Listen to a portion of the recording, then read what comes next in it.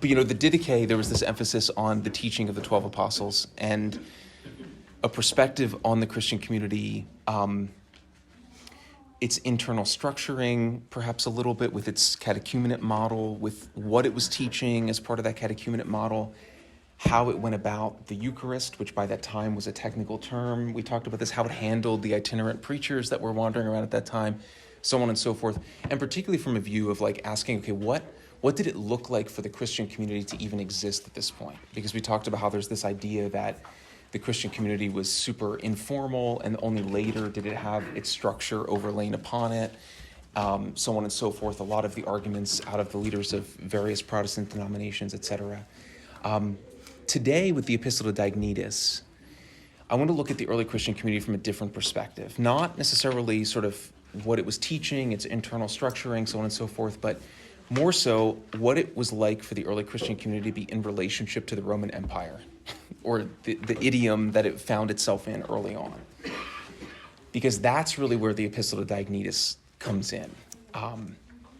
Again, as we said last time, the epistle it only survived in one copy, and that one copy was dated back to the 13th or 14th centuries, and it burned in Strasbourg in 1870, right? So literally all that we have are copies from pre-1870, that were made between the 13th, 14th century and 1870. And early on, it was in a collection of the works of Justin Martyr, which I don't know if you know of any of Justin Martyr's works. He's maybe a more commonly known martyr and apologist from the early centuries. But then we found out through the 100 years, probably 150 years now, that it's nothing like anything else that Justin Martyr has written in both content, in style, so on and so forth. So we actually have no clue who wrote this thing, the Epistle to Diagnetus. We have no clue. Or else we would name it probably something related to the author, right? But we have no idea. So there's various ideas about maybe who wrote this. Justin Martyr's still in the running, so on and so forth. But the Epistle to Diagnetus is known because while the author is not mentioned, the addressee is mentioned. So that's why it's called the Epistle to Diagnetus. This guy Diagnetus, the name in Greek, Diagnetus, that can mean essentially the one who was born from God. If you think about Deo, right, God, okay, Deus in Latin would be similar, and then Gnetus, genealogy, right, genealogy, you can sort of hear it in there a little bit if you do the hard G's. So this is one who was born of God.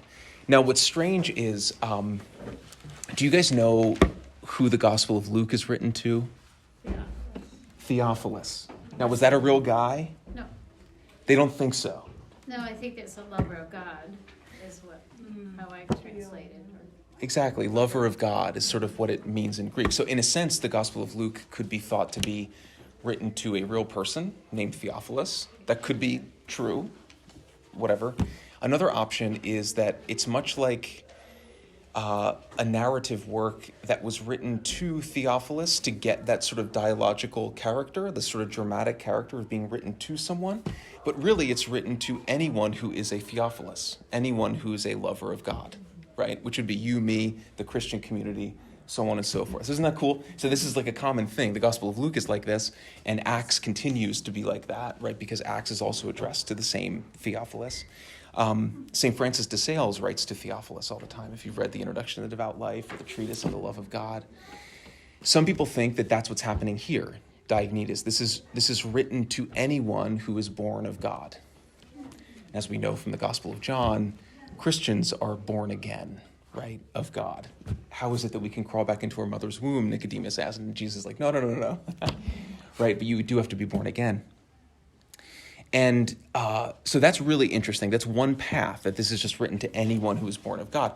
Another thought, though, is that we do have a record of essentially a Roman consul named Diagnetus, who would be under the reign of some emperor at that time in some Syrian province. And they think that this probably came from a Greco-Syrian hand, okay, in terms of its provenance. So it could also be written to a higher up in the Roman Empire's government, which is pretty cool. A third option would be that it's written to one of Marcus Aurelius's teachers, which is a fascinating thought. I don't know how they get there, but like whatever. Awesome. Thank you guys for this. Fantastic. But long story short, what this is it's essentially an early Christian responding to a bunch of questions from a pagan about the nature of Christianity and about the nature of the church. And it could be anywhere from the year 130 to like 175. That's probably the case, like 130 to 175. Some of the best scholars in this point think that it's like maybe 150, something like that. So pretty early. And it sort of is in the era of the apologists. And what was happening at this time, the era of the apologists, was that the Romans obviously had undergone several waves of persecutions of Christians. And the Christians now are getting an opportunity to speak for themselves a little bit. And so you're getting some converts like Justin Martyr, who was a Platonic philosopher, who was very well known in society and very well respected, who converted to Christianity.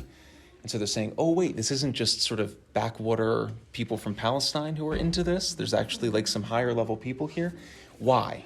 What's the deal? What's attracting you to it? So you're getting more of a front stage or whatever. And so that's where the epistle to Diagnetus comes in. This is one of the most beautifully written documents of the early church period, prior to the great Gregory of Nazianzen, John Chrysostom, St. Augustine. Is one of the most beautifully written in both content and in style, right? There's a clear ordering of the text, and it is probably the earliest example that we have outside of Acts of the Apostles of what early Christian apologetics looked like, if we can put it that way, you know. And one of the things that's interesting, and let me just say a couple points about the nature of this, like one thing that's super interesting is it's just he's answering questions that were already put to him or her, but it's likely a him, okay? That the guy was asking 3 questions, okay? How is your worship different from the worship of the Jews and the Greeks? What's the nature of your Christian community? Because we've heard all kinds of wacky things about it. And if what you say is true about the Son of God coming in 0 BC AD, whatever, why did he take so long? Why didn't he come sooner? This is a huge question at the time, right? It's really interesting. 3 questions. Some of the best questions you'll ever come across. Those are incredible questions, right? And he takes time and he lays out an argument to answer these. But his point is not merely to answer questions. His point is to preach the gospel in this document. And if you read it, you can see that, right? He starts with some language that's pretty combative against the Greeks and the Jews, and then he moves into essentially some parts that are pretty serious argument, but then some parts that are just preaching the gospel, right? And one of the ways that you can see this is he starts, he knows that this guy's probably a pagan. And so he begins early on referring to God in ways that he could understand. He starts calling him Lord, Master, Pantocrator, right? Despotisme, right? So the despot in our language, but just this ruler who created the world, right? But who has authority and power over all things. Then he starts saying, when he wants to try to articulate how it is that we can come to know a lot of the things that we know as Christians about God, he says, well, we're talking about God's child, right? Which is a very generic term. He doesn't say son, he says child, paidi, right? Child. Then as he goes and he preaches the gospel a little bit more, he says, because God sent his own son, right? The child is no longer a generic child, but a son. And then finally at the very end, he says, salvation will come when you know the heart of the Father. So he's leading this person in the very reading of this into a personal revelation of who God is in Jesus Christ. It's amazing. I mean, it's a work of art. So this is one of the reasons why we keep saying, like, this is one of the greatest things outside of the New Testament. It's been written in the early church. But so anyways, that's some of like what the background is and like how this relates to the general era of the Roman Empire and its relationship. But I wanted to stop and ask, because one of the key questions here is a question about what it is that characterizes the Christian community, okay? Because this was one of the most neuralgic questions for the Romans at the time, is what in the heck are these people doing? Because they had no clue. And so let me ask this, like, when you guys think about the early persecutions and stuff, like, what are some of the things that the Roman Empire put the Christians to death for? What was the sentence of death or torture or exile or whatever in the early church? What was wrong? They wouldn't worship pagan gods. Yeah. They wouldn't worship the pagan gods, which at the time of, from Nero on, that meant also worshiping the emperor. Because they kind of like deified themselves, right, at a certain point, post-Caesar. Yeah. Exactly. And so worshiping the gods included the sort of spirit or the honor of the emperor. It's kind of interesting. So it was like a personal affront. Yeah. And so that was never good, right? Personally offending the emperor. Yeah, exactly. And for that reason, when they were read out their declaration of guilt, the declaration was one of atheism. Isn't that fascinating? Early Christians were killed for being atheists. Not because they rejected any god, but because they rejected the gods of the empire. If you go to Rome, you can go see the Pantheon, right? Where they had a little altar to each god of the provinces, you know, and that they brought in and all this kind of thing. And the Christians rejected all of them. And so they were declared atheists. And at the time, if you were an atheist in that way, if you rejected the gods, you were an enemy of the state. Because part of, and we talked about this a little bit with Genesis, you know, and stuff, but like, it wasn't like today with this really rigid separation of church and state. Like, to be a good citizen meant to worship the state gods. Because in order to do so, that was part of the protection of the state. Because what would piss the gods off would threaten the state's health, right? And so if you weren't worshiping properly, Certainly you were a today. cause. Yeah, well, that's right. There's a lot of analogies Parallels here. are, Yeah, are fantastic. Yeah. that you sort of, yeah, that there's a whole sacral or religious dimension baked into even the way that we do our governmental kind of things. It's really interesting. Yeah. So, do you guys know the story about when I think it was like 64 AD and Rome burnt down under the rule of Nero, right? yeah. Emperor Nero. Okay, this guy. What's the movie with this? There's a great movie where he's playing his fiddle or something. Yeah, exactly. While Rome burns. Well, Rome burns, exactly. Yeah. When Rome, exactly. So this whole thing, like that I wasn't saying, there. right? With like, you know, whatever, fiddling away while Rome burns or whatever. This is like what Nero did. He sort of was playing the fiddle as Rome burned. Because the story is at least among his least defense, the ones who wanted him to fail and were critical of him. He wanted Rome to burn so that he could recreate it in his image and by his design. Okay. But who did he blame the fires on that he probably personally said? The Christians. The Christians, okay. How did he blame them, though? This is the key point, right? He said that the fire, it's not that like he said that they actually were arsonists, right, or whatever, because fires happened a lot in inexplicable ways, right? Sparks would jump and they would, you know. It was that the fire engulfed Rome because they were not worshiping properly. Because there was such a segment of the population that were these atheist Christians who were not worshiping God properly, that they were calling down the punishment of the gods upon the empire by making the capital city go up in flames, right? So this is sort of the thing. And so you have Augustine writing his City of God as a defense of why that's totally whacked, and so on and so forth, right? But this is a constant theme of accusation. So it's not just that they wanted everyone to be the same religion, it's that religion was at the service of statecraft. And so you had to do this. And then once the emperors started to deify themselves, that was like in spades, right? That sort of came to the fore. This is why you had to curse Christ, declare him not the Lord, so that you could declare Caesar as Lord, right? So this is why Jesus is Lord. You know, this is like a thing that comes up again and again in the book of Revelation and the Gospels, things like this. Declare Jesus as Lord. It's because what you would have to do in a trial is declare Caesar as Lord. So by declaring Christ as Lord, you're declaring that Caesar is not Lord, right? Not even a god. He's just a man, okay? What other arguments were made against the Christians and this wasn't so much why they were maybe put to death in any case, but like what were the rumors and why people thought they were super weird? Like cannibalism. Yeah, exactly. Cannibalism is a big thing. Why? Yeah, the Eucharist. They heard rumors. You're eating somebody's flesh and drinking their blood. There were other religious sects that like actually drank people's blood. You know what I mean? It wasn't like sacramental. Okay.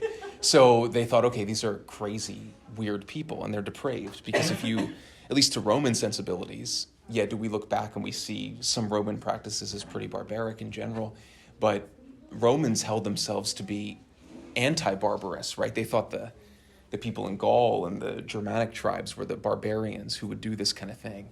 And so Romans held themselves to a very high standard. So for the Christians to have these rumors circulating, okay. Now, my question is this, though, about this, because this is always interesting to point out.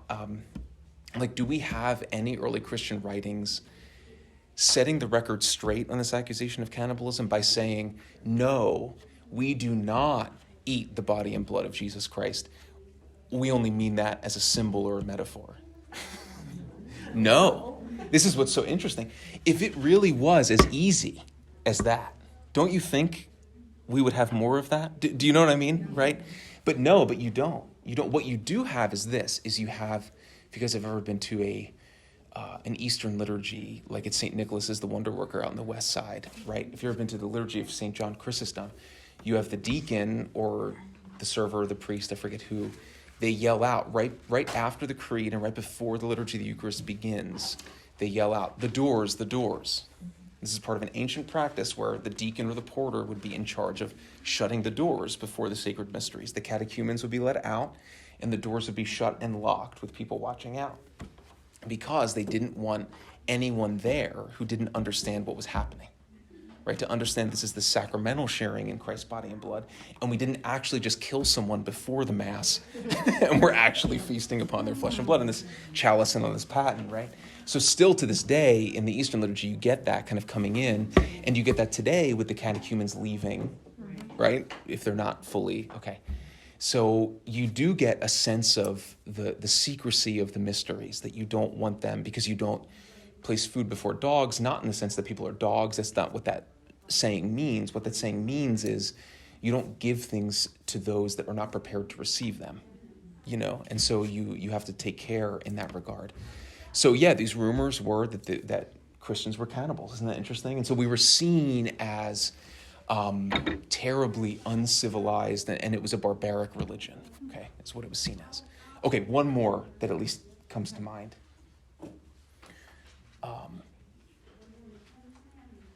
Christians always talked about love. Okay? Love your neighbor as you love yourself. This is another thing that people heard a lot about. Well, the Roman Empire at that time was not much more, I mean, it was more depraved than ours in some ways, but it was less depraved in other ways. But it was probably, let's just say it's an equivalent level of depraved as today. When you hear love today, what's the reduction in most people's mind? Love is just sex. Okay? It's just weird sexual practices. So when Christians talked about love, and they had this whole community, and they talked about what technically is called the agapic love feasts, okay, that the Eucharist is a banquet of love in which you share, the community shares everything with one another, they assumed that what was going on were depraved sexual practices.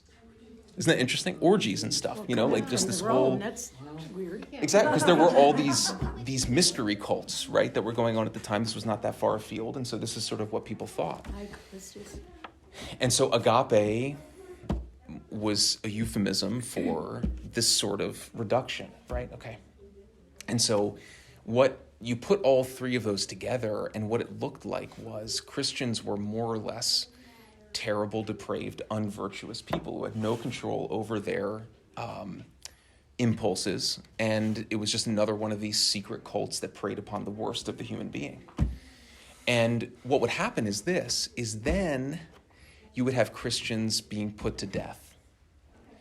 And the case of Justin Martyr is so instructive here, because Justin Martyr thought all of these things about the Christians, all the things that we just talked about. Maybe not the atheism thing, because he was he also rejected the Greco-Roman gods at this point. But what he said was this. He said, I thought this about the Christians, and I saw them then being led into a theater, an amphitheater, somewhere in the Eastern Roman Empire, and they were being put to death. And what I saw was this, I saw them going to death with hope, singing, right? With joy, realizing that a good death was something that was praiseworthy and honorable. And remember, for the Romans, that was huge, right? A good death. Think about the legions and the whole code of honor and all this kind of stuff. I saw them have better deaths than I've ever seen anyone have before. And he said, up to that point, what I learned in my philosophical studies was that death is the test of every philosophy. In other words, you become a philosopher in order to die well. And you cannot die well unless you live well. And so therefore, when I saw these people going to die, and they died with such freedom, they could not be living the way that these rumors attest that they're living. Because, and he says this, he says, when someone who lives entirely for pleasure or in a disordered way, when they die, their last moments or when they're facing the gallows, they are freaking out because their time of pleasure, what they live for, is coming to an end. And they can't deal with that very frequently, right? But he said, these Christians are not dying in this way. And so I need to find out what's going on here because I think I'm wrong. Okay. And then we'll hear the same thing with the martyrdom of Polycarp, because what we have in the martyrdom of Polycarp that we'll read for next time is an account of the martyrdom of Polycarp of Smyrna, who's the bishop of Smyrna at the time. And it's amazing because we have the transcription of his public dialogue in the sort of Eastern version of the Colosseum, his public dialogue with the consul, the Roman guy who's presiding over the whole thing. We have their dialogue, okay? And what happens is a similar thing where they're debating and they're discussing, and at one point the crowd just goes hush. Because Polycarp's kind of like schooling the consul, like showing, and all of a sudden it's almost like this collective realization that this Christian may not be who we think he is, And so a lot of times it was the public moments of spectacle of the death of these people. It's the same thing with the account of the martyrdom of Felicity and Perpetua, who we say in the Roman canon, right? If you ever read their martyrdom account, it's the same exact thing happens. It's where the one who thrusts the sword into, I think it's Felicity, I forget who, killing both her and her unborn child, he converts on the spot. Right? This is a very frequent pattern in the early church, that it was the very spectacle, it was the way that they met their death that led people to realize that there was something more here, okay, in these things. So that's the background then. That's the background. This guy who is known as a Christian, who's writing the epistle to Diagnetus, is being asked by someone higher up, most likely in the Roman government, what's the deal with all this? How are you different from us and the Jews? Which is interesting because the Jews were also seen as kind of like this barbaric little weird sect. What do you really do? What is the nature of the love that you have for one another? Think about now against this background, right? How do you really love one another? Okay? And on top of that, if what you say is true, why now? Why did it take so long, right, to be at this point? Okay. I thought just on this point, before we get into the text, I thought that I would just read because I know that it seems like you guys would love to hear this stuff, and this is stuff that I'll send out a link to the full readings of all of these, but there's three major sources from the early 100s that we have that are non-Christian sources where Christians are talked about from the pen of a Roman, which is really interesting. One of them is Suetonius, who's a famous Roman historian. One of them is Tacitus, who's also another famous Roman historian who actually had access to the Senate files, as it were, when he's writing his annals, which is where this is taken from. And then another one, the most interesting one, is a letter from Pliny the Younger, to Emperor Trajan in like the year 112, okay, where they talk about the Christians. So let me just give you a little flavor of this. And then you can read the full letter, for example, and the full passage. But okay, so here's Pliny, where he's describing why he's just put Christians to death. Because he's writing to Emperor Trajan, and he doesn't know how to handle these people. Because they technically haven't done anything wrong. They haven't killed anyone, but I know that I should still be killing them though, because they're weird. And they're causing disruption. But here's the deal. Okay. He says this. He says, the ones who he was just torturing and putting to death. He said, they affirmed that this was the sum total of their crime and their error. That they were accustomed on a certain day to meet before daylight, and to take turns reciting a song to this Christ as if to a god, and to bind themselves in a sacred oath, sacramentum. This is, okay, a sacred oath. Sorry about this, one second. The Latin term sacramentum to a Roman would not mean sacrament like we understand it. It came to mean that. A sacramentum was what you said when you were joining the Roman army. It was an oath that bonded you. It was words that you said that had an effect. Think about that for a second, right? What is a sacrament? It's a sign that affects what it signifies.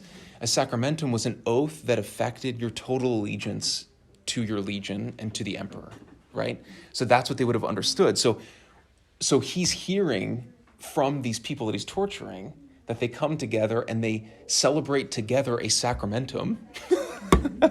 And he's like, oh, so they must be making some oath or something like this, right? This is really, but this is from probably the notation of their torture, right? As to what they're saying.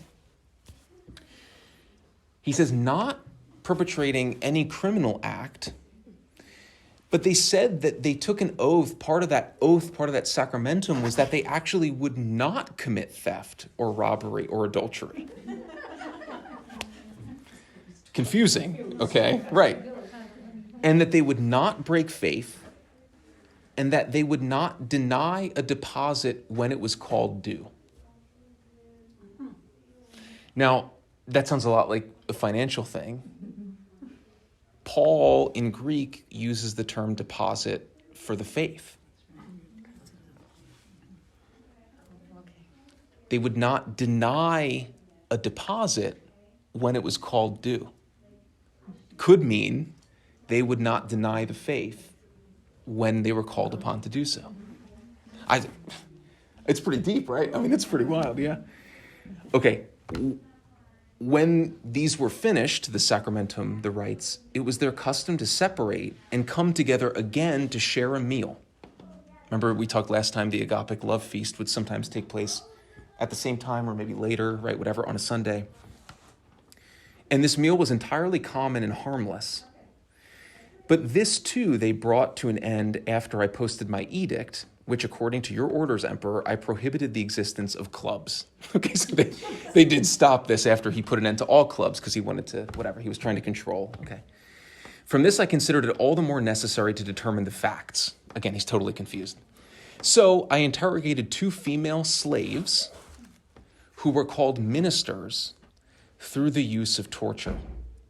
But I discovered nothing other than depraved and excessive superstition. Okay, really interesting. He says 2 slaves. What's the word for slave? Doule, which is very similar to diakonia. It's really interesting, and they're called ministers. Some people interpret this that this is the deaconesses that Paul talks about, right, and others of the early church, who would not be ordained, but they would assist women with full immersion baptisms and things like this, okay? But nothing other than depraved and excessive superstition. He continues, therefore, when the judicial proceeding was dismissed, I hurried to consult with you, because he has no idea what to do. This matter seems to me worthy of consultation, especially on account of the number of defendants. For many persons of every age and every social status, of both sexes even, are drawn and will continue to be drawn into this danger.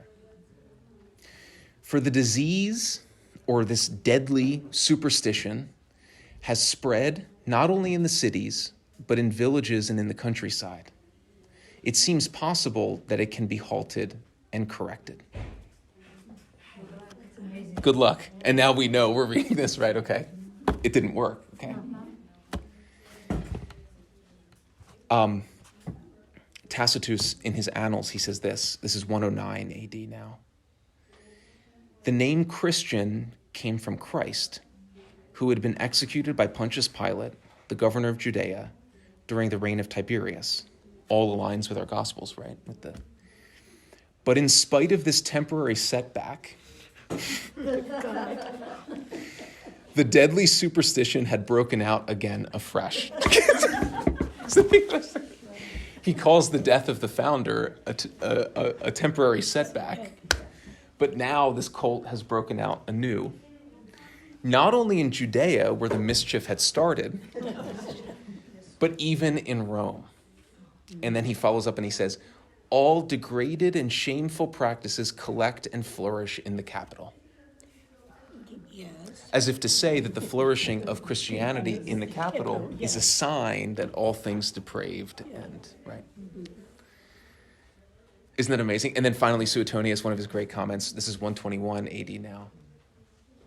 The Christians were subjected to tortures, a breed of humans of a new and cursed superstition. Just as a side remark, right? So, again, you see this is it's all depraved, superstition, right? And they're making these, and that's what is so shocking about how they can't understand, because they don't worship the gods, which seems like impiety. And there's all these depraved rumors and superstitious rumors going around, but yet they take a vow not to commit adultery and not to steal. It just doesn't, you know what I mean? So that's the kind of stuff that's flying around that Diagnetus is then attempting to enter into to correct. Because if you think about the things that we're reading, this is circa 120, all the things at 112, 120 that I just read.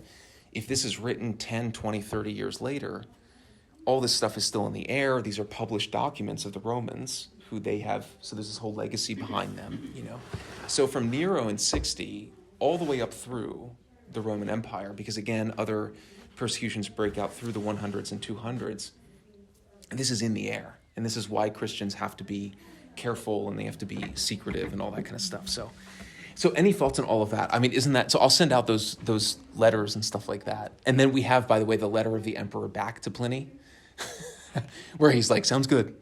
He's like, keep going. I support this, So. When you think about it, it's still going on today. Yes. It is. Yeah. We might not know about it so much in the United States. I'm sure it is going on, but in some other countries, it's almost demonic, and it's just sad. Why do other people leave other countries to come here, if not for not just political, but for Christian freedom? So that they don't have to be subjected to their terrible way of life, which is just ridiculous. What is it doing?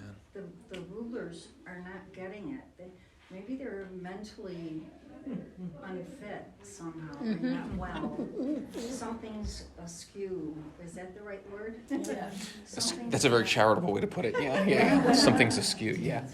Right. Right up there. To think that their way is so much better than God's way.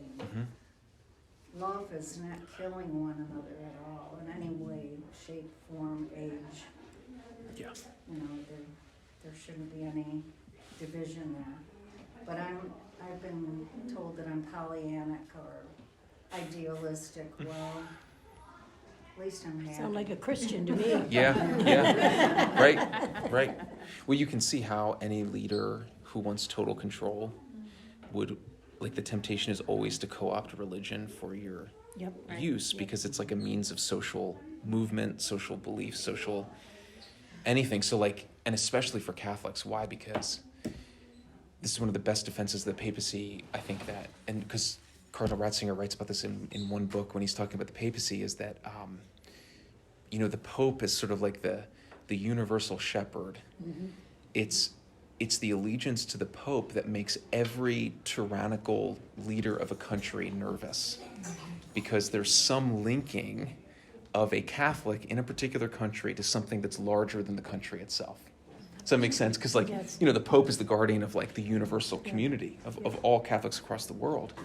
And polemically, this is one of the reasons why Eastern Orthodoxy, I would say, has a hard time generally not being in the back pocket of whatever culture they're in. So, like, Russian Orthodoxy, for example, right now, Metropolitan Kirill, right, by many is seen buddy-buddy with Putin, right? Yeah. And Greek culture, Greek Orthodoxy can be somewhat similar sometimes. And so with the rejection of the Pope, you're rejecting this sort of universal, right, which is why the Pope was so hated by Stalin, Hitler, right, Mussolini, so on and so forth, because they sense that if you want to have totalitarian control, the Pope is this threat, right, as sort of like the peak of it. But any religion is a threat. They don't understand that the Pope we could have no Pope, but we still would have the church. We would still Amen.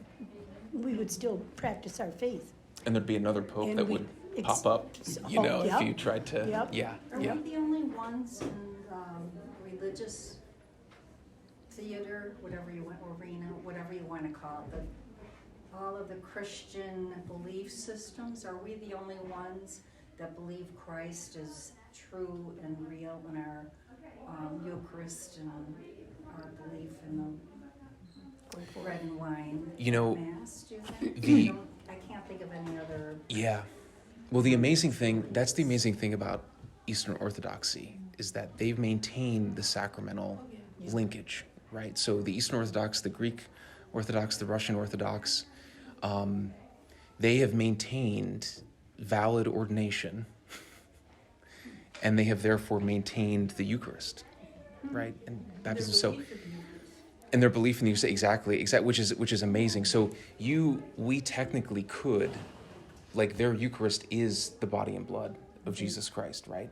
Which is amazing. And I remember there's a couple wild stories personally where, like, a friend of mine, for example, went up to receive the Eucharist at an Orthodox church, and they perceive us more so as heretics than we perceive as them. So they will not allow you to receive if they find out that you're a Roman Catholic. But Roman Catholics, out of respect, sometimes we shouldn't, right? I think that's the recommendation, that unless, But so that's a really interesting case where the schism actually is not a schism like it is, for example, with the Lutherans or others, you know what I mean? Where it's a different thing entirely, So it's unfortunate that schism can mean so many different things, For example, up in Henrietta, there's a Coptic Orthodox church where they don't even accept the Council of Chalcedon, which is like the 431 council. So you're talking about a schism that happened even further back, right? In that sense. So unfortunately, there's a lot of ways to be broken and a lot of ways to be wrong, in that way. But yeah, there are, and there's all kinds of debates about, ironically, whether certain strands of the Anglican communion kept valid orders. Because I was Anglican for 40 years, and we had supposedly succession, that everyone that was ordained from someone who had been ordained before. It wasn't, Yes. I grew up believing it was the body and blood of Christ. Right. In the Anglican Church, so. Yeah. It was a shock when I found out not all Episcopalians felt that way, but yeah. It's incredible. It's incredible. And that was like one of the biggest debates of like the 80s and 90s. And if anyone's interested in this, I can send you Cardinal Ratzinger. Also, he has a great article on this about how to handle that question of the Anglican succession. But yeah, so it means that even if you're not in full communion with Peter, full communion in the Roman Catholic Church, you could have actually valid sacraments, right, in that sense, right? And that's one of the painful things about this. Like when Pope Francis especially, he's been working a lot, just as all the popes, especially since the council, but all of them of recent memory have been working towards communion among Christians. It's because there are parts of our own faith that are outside of our own faith, if that makes sense. Do you know what I mean? Like it's a really painful situation that should be drawn together and corrected to the extent possible. Yes, there's a lot more that could be said, but yeah, it's a complicated picture. And that's the point. This is why the Second Vatican Council reiterates over and over again that in the Roman Catholic Church, we have the fullness of the faith. You know, the fullness of the faith is here. And you have all of the helps that Christ intended in order to come into the kingdom in a full sense. Yeah. Anyone want to add anything? I know we have some converts variously in the room that might, so. I read today from the Atlantic that the newspaper, supposed to be a good one, this journalist just said that the rosary is a weapon of terrorists. And I got the article, I was almost going to send it to you, how he tears down about we use the word weapon, we use, the rosary is a weapon for faith, and just incredible. Not even heresy, because he's not, but just this outright ignorance, but they're afraid of us. They're afraid of the rosary. They're afraid of the power of the rosary. But I'll have to send it to you. It really kind of upset me, because I thought, oh, you damn fools. What are you, come on. Yeah, but I think there was a response to that, because There something was- that came out sometime back. There was a lot of backlash Yeah. against Yeah. that article, and there was Yes. some retraction to that. Yeah. Yeah, If he I'm not tried, but he mistaken. didn't retract it enough. He was Right. just, Like you said, yeah, full. I just, Amen. but people read that, Yeah, and that's the problem. Those who don't know, or those who are right. quote unquote, Right. but anyway, I don't want to, I digress. Yeah. Okay. And that's the total so pattern. we are being attacked. Oh, yeah. And one of the things, in order to justify, because Christians very frequently don't do anything that actually would warrant the proportion and the scale of persecution that is received. So oftentimes Exactly. preceding persecution comes accusation. And those accusations are usually either trivial or just straight lies, very frequently, or this sort of mythos thing that then gets translated into a feeling of actual hatred and whatever, resentment. And then that leads to people justifying themselves in persecuting. Right, so it has to be. There's usually, so you in modern discourse, you otherize them. You know what I mean? You make up a narrative about them, and then you feel justified in persecuting. And that's exactly. I think you can read the epistle to Diagnetus in this way, and this is sort of what we all ought to be doing now. Is not in a sort of desperate sense where like we seem so desperate to defend ourselves that we actually look inauthentic, but in a real way, trying to set the record straight, knowing that like this epistle to Diagnetus, this was probably written in an effort to save people from persecution, to stop persecution in a particular Roman province by saying, look, we're not who you think that we are. Here's the truth. And in fact, it's not just that I'm defending the faith against you. It's that I think this is for you. You know what I mean? Like you would be happier if you actually, you know what I mean? Like this is the point. And so I think you see that here. And that's in some sense our posture, knowing that just because we don't have outright persecution yet, in the sense of people being tortured by Pliny the Younger, or whatever, everything the writing is on the wall. Do you know what I mean? To be set up for it. So, and it begins usually with words. Right, this is what happened with the Jews in the Holocaust and the Night of the Long Knives and the different steps and then the Kristallnacht and all that kind of stuff. So you slowly get there. And it's always words first and then actions, It doesn't help when we have pseudo-Catholics running the country, and people will say, well, Biden's a Catholic. He's And he carries his rosary too, and he which carries is his a rosary, yes. And said he was gonna And- knock somebody upside the Yeah. head with it. Yeah. Yeah. Yep. And you've got Pelosi, and I don't know, I know it's true. I don't understand, huh? Hildebrand, I think, is also Catholic, one of our senators. Oh, Mhm. Joan, Yeah, yes, yeah. yes, she Yeah. is. Is she? So's Huckle.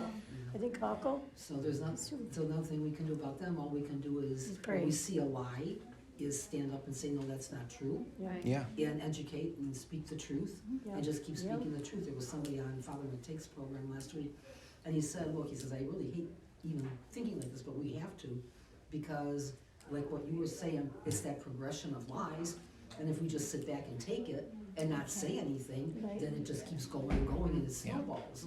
And so people have a reason to hate us, they have a reason to make us the other, Yeah. and then we become scapegoats, and they are gonna be looking for scapegoats Right. sooner than later. Yes. Amen. You know, Amen. Yeah. so we stay close to our communities and Yep. build up each other's faith and pray.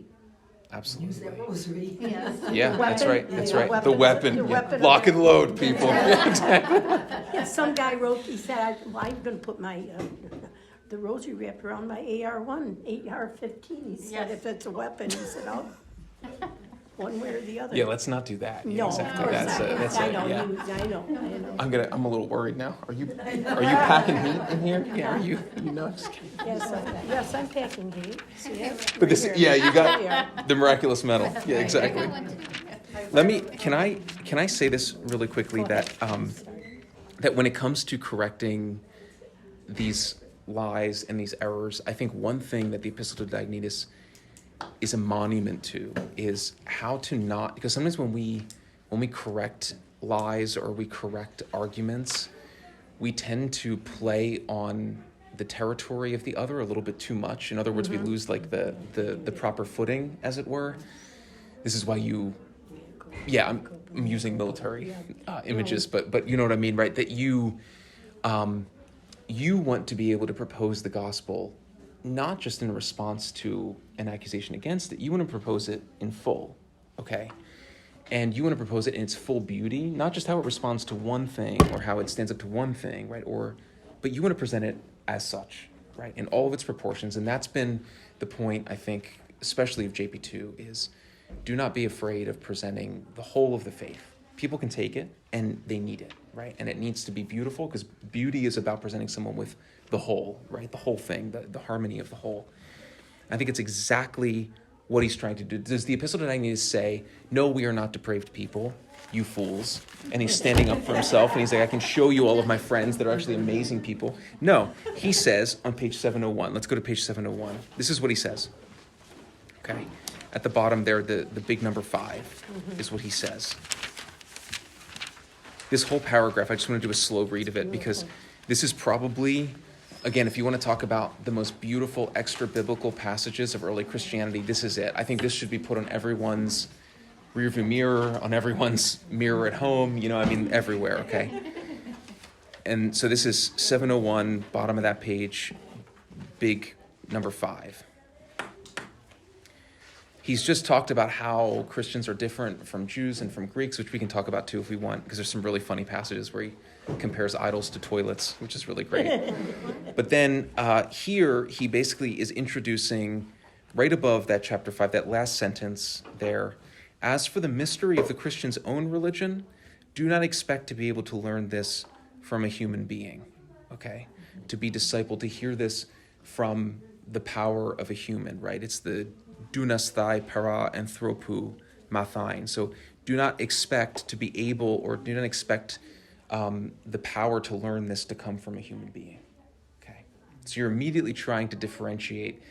Unfortunately, even the Jews, there's a little bit too much of it coming from bottom up. Christianity is something that we receive as a gift from above, and this is the whole point about the revealed word, right? The revealed logos coming down. So then he moves right into this. For Christians are not distinguished from the rest of humanity by country, language, or custom. That alone is unbelievable, okay? Even today, think about all of the racism, which is true. I think, whatever, it's just racism is a thing, right? Think about all of the emphasis on linguistic divisions. Think about all of it. That was all there in the Roman Empire, okay? But that's not the case. Christianity is universal. Katholike, universal in this sense. It is not specific to a country, a language, or custom. For nowhere do they live in cities of their own. That's interesting. Nor do they speak some unusual dialect, nor do they practice an eccentric way of life. Yeah. This teaching of theirs has not been discovered by the thought and reflection of ingenious people, nor do they promote any human doctrine, as some do. Okay. human doctrine there is dogmatos anthropinu. So literally human dogma, stuff that was thought up by humans about God, right? Or about the world. Okay, we don't do that. But while they live in both Greek and barbarian Germanic cities, as each one's lot was cast, and follow the local customs in dress and food, garbage plates, and other aspects of life. Christians eat garbage plates just like everybody else, you know? They demonstrate the remarkable and admittedly unusual character of their own citizenship. Amazing. Where are they citizens? Heaven. Heaven. Right. This is already there in Paul. Okay, this is all in Paul. They live in their own countries, but only as non-residents. They participate in everything as citizens and endure everything as foreigners. Every foreign country is their fatherland, and every fatherland is foreign.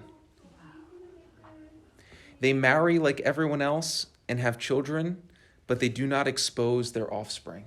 What does that mean? Abuse them? What would you do with a disabled infant that was born? Oh, They would they- Right. Infanticide.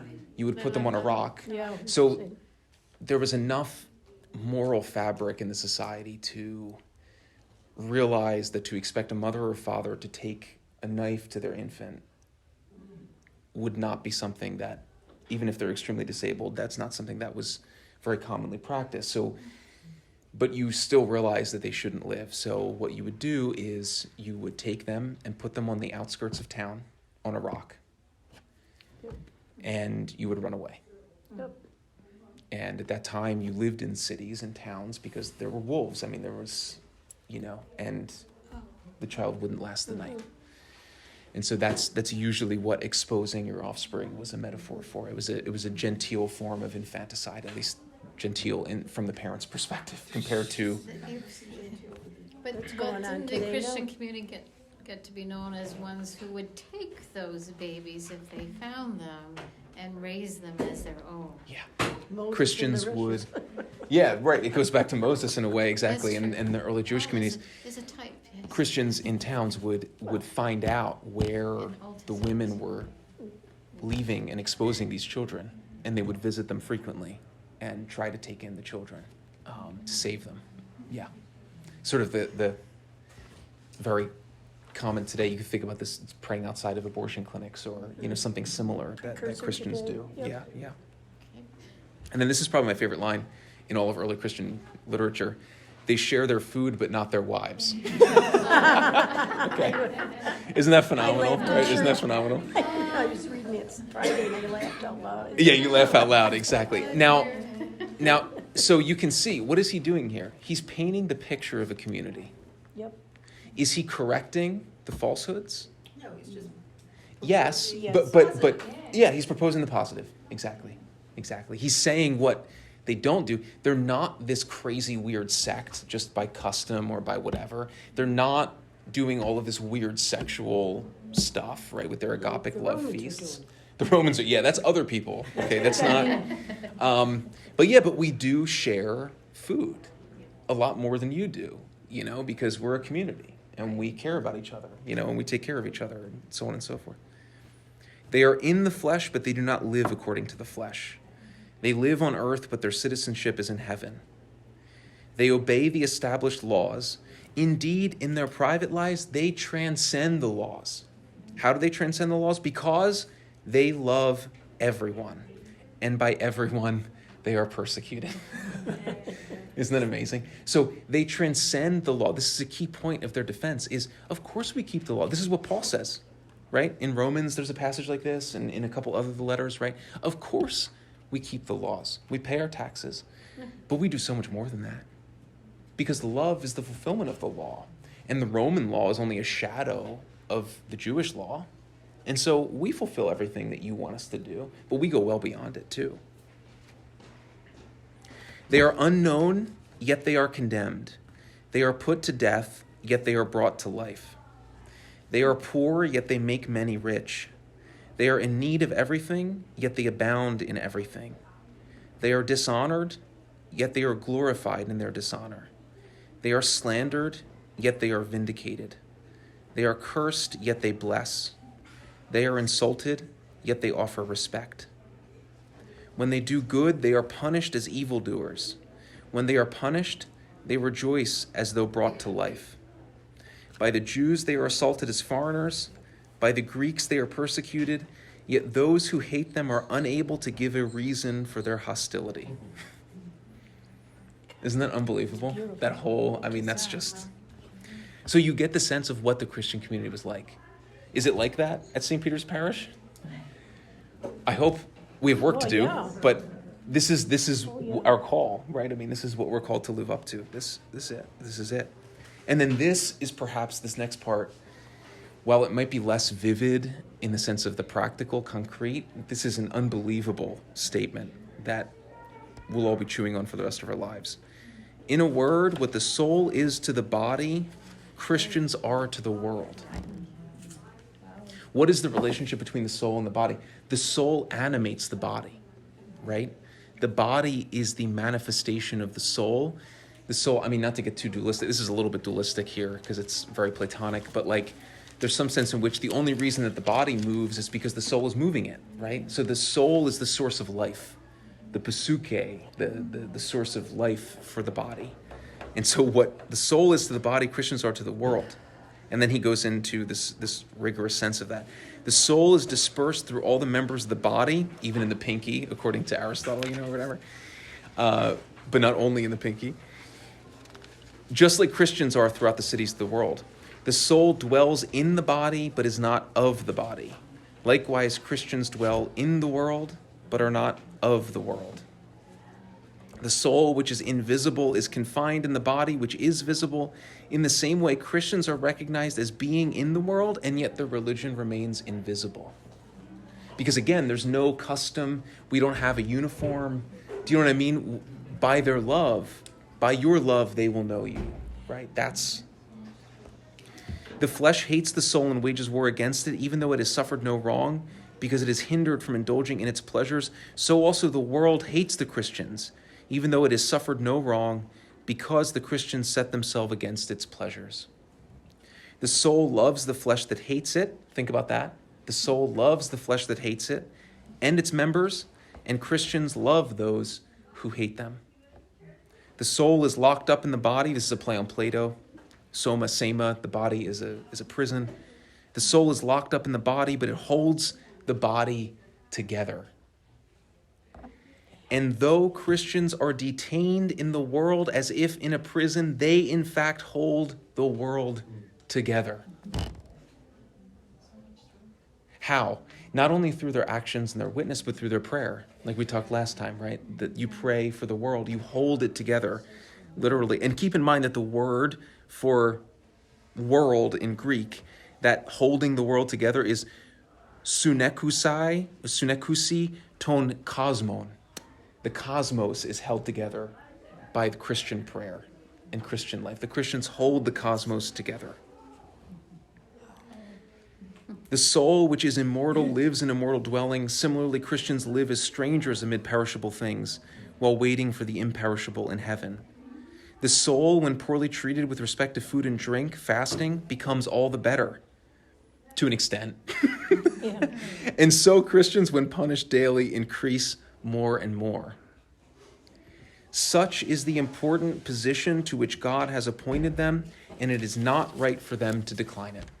Now, this last line, such is the important position, the Greek word there is taxine, which is the same word used for in the New Testament at some points for office, such as the office of the priesthood, right? Taxine means office.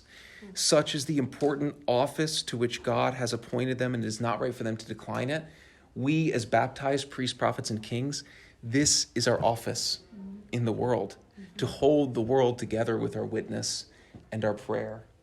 This is what the universal priesthood of the faithful looks like, to live in this way, to be this for the sake of the world, right? Isn't that unbelievable? It goes on and it goes on, but this is like the charter of,